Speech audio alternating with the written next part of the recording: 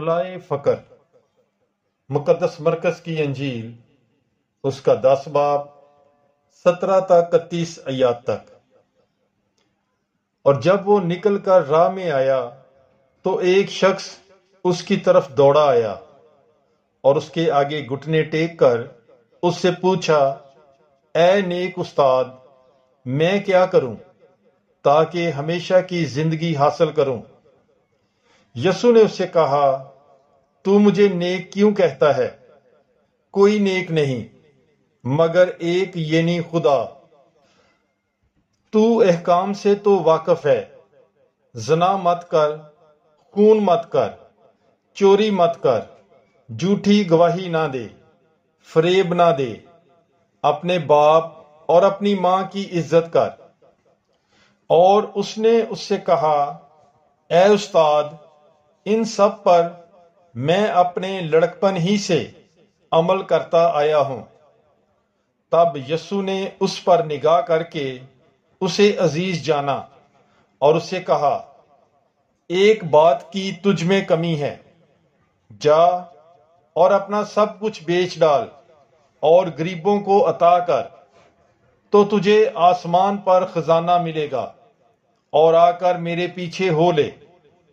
اس بات پر اس کے چہرے پر اداسی چھا گئی اور وہ غمگین ہو کر چلا گیا، کیونکہ اس کی بہت دولت تھی۔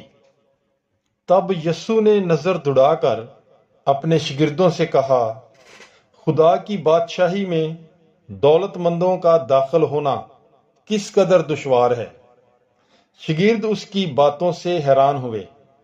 تب یسوع نے پھر مخاطب ہو کر ان سے کہا، بچوں، خدا کی بادشاہی میں داخل ہونا کس قدر دشوار ہے۔ سوئی کے ناکے سے اونٹ کا گزر جانا خدا کی بادشاہی میں دولت مند کے داخل ہونے سے آسان تر ہے۔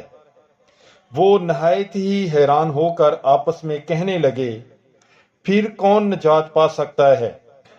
یسوع نے ان پر نگاہ کر کے کہا کہ آدمیوں کے نزدیک یہ ناممکن ہے، لیکن خدا کے نزدیک نہیں، کیونکہ خدا کے نزدیک سب کچھ ممکن ہے۔ اور پترس اس سے کہنے لگا، دیکھ، ہم نے سب کچھ چھوڑ دیا ہے اور تیرے پیچھے ہو لیے ہیں۔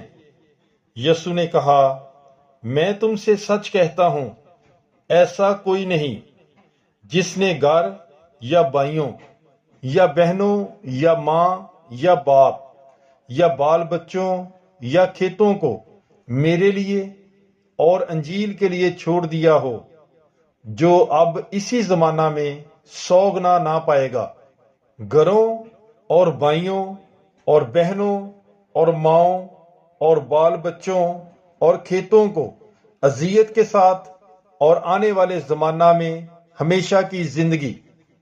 لیکن بتھیرے جو اول ہیں آخر ہو جائیں گے، اور جو آخر ہیں اول۔ پاک کلام کے پڑھے اور سنے جانے پر خداوند کی برکت ہو، خدا کا شکر ہو۔ God bless you. Bible is life.